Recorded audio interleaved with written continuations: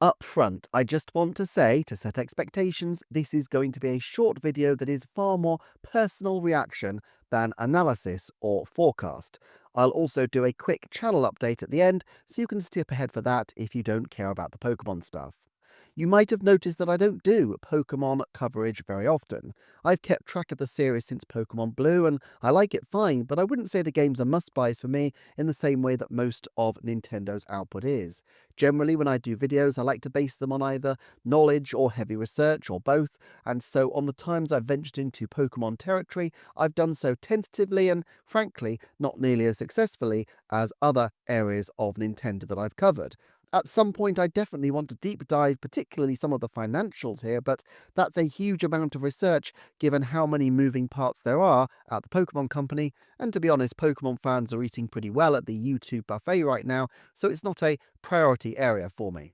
However, any big tentpole event like the Pokémon Presents presentations are always good fun, and this one was no exception. The big new announcement here from the point of view of a Switch fan are the new Pokemon Champions game and the teaser for Pokemon Legends ZA, but I just want to spend a moment talking about Pokemon Concierge. Now, I haven't followed the anime in literal decades, and I have no idea what's going on with it now, and I haven't seen the previous episodes of Pokemon Concierge, but I'm fascinated with this and their new deal with Aardman in the way that they're exploring stop-motion animation. I think it is a lovely aesthetic, and it looks really different and fresh. Most Pokemon games have a fairly standard look, but occasionally they do try something new. 2020's Pokemon Mystery Dungeon had a lovely storybook vibe, and Arceus looked quite painterly. I just wonder whether they would ever go all in with a stop-motion aesthetic in an actual game. It seems to me that mostly the visuals are a secondary concern for the Pokemon Company since the titles are usually made to quite a strict schedule, so I guess it will be a long time before one of their mainline games gets too experimental, but it could make for a great side project. That said, a stop-motion remake of a past game would be kind of awesome. Anyway, as for the games we've actually got, we start with Pokemon Champions. The sizzle trailer was well made, but there's not a lot to actually show of the core gameplay. What's interesting to me is that it's co-developed with the Pokemon Works, a joint venture established in March 2024 as a joint venture between Ilka and the Pokemon Company. They explicitly reference as well the Switch family of systems. It's not the first time that Nintendo has referred to this, with references to the family of systems existing as long as there have been multiple variants of the Switch, but certainly it seems to be designed as an announcement to be inclusive of Switch 2, even if this is the first Switch 1 game to be announced since Switch 2 was revealed. Its integration with smart devices strikes me as something we can expect to see a fair bit with Switch 1 games going forward, but it isn't particularly new for Pokemon on Switch. As far as I can recall, 2018's Pokemon Quest was the first cross-platform title between Switch and mobile, and they've continued this ever since. My hunch is that since they already have a big title for this year, they will aim for this to release in the last quarter of the financial year around the actual anniversary date of the Pokemon series in February 2026, but this is just instinct. I do find it curious that the Pokemon Company are pushing pretty hard on phone apps ever since Go with more and more complicated looking and ambitious projects. Nintendo seems to have largely backed off this area of the business, though Furukawa has noticed that they will do more phone games, and of course we had the Nintendo Music app as well. Still, it is interesting to me that the Pokemon Company are really digging in. With Pokemon Legends ZA, I quite like that they've gone to the extreme opposite direction from the rural historic vibe of Pokemon Legends Arceus, and while I love that aesthetic, it wouldn't really work to do the same thing a second time. That said, I query whether Luminous will be as compelling to me as the world of Arceus. I'm a sucker for a beautiful scenic vista, and it seems like different urban settings, while exciting at first, could wear out their welcome after a while.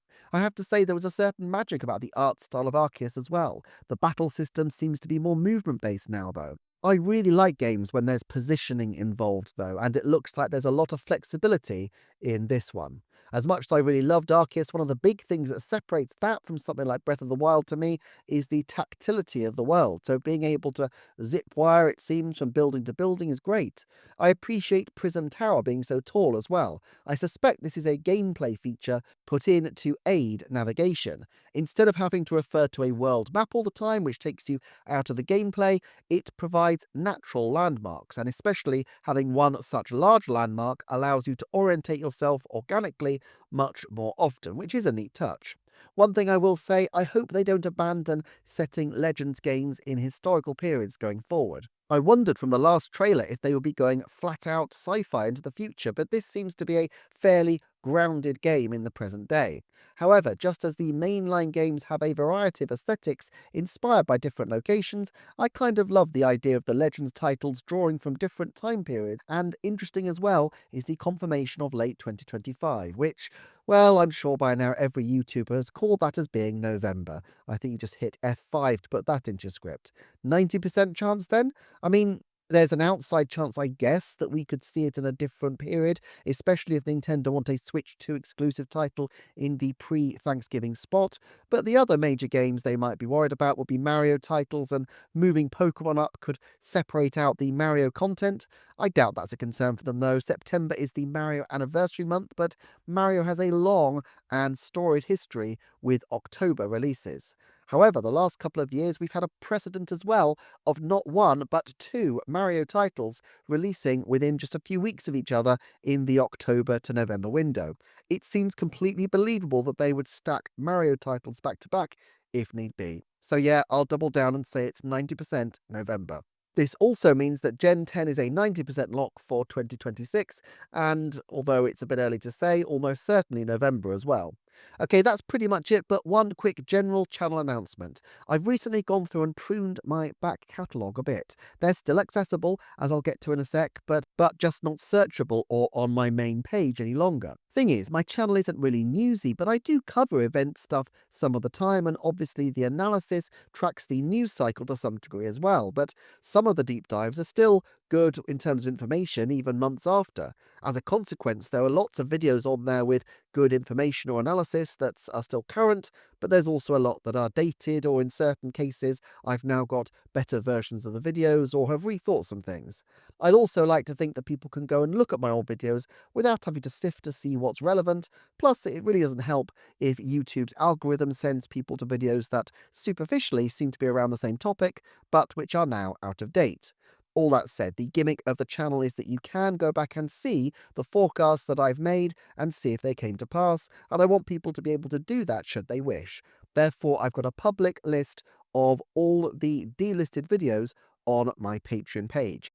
Do check out these videos on screen or the Patreon for more. Please do like, share, comment, and subscribe, and I shall see you next time for another Nintendo Forecast.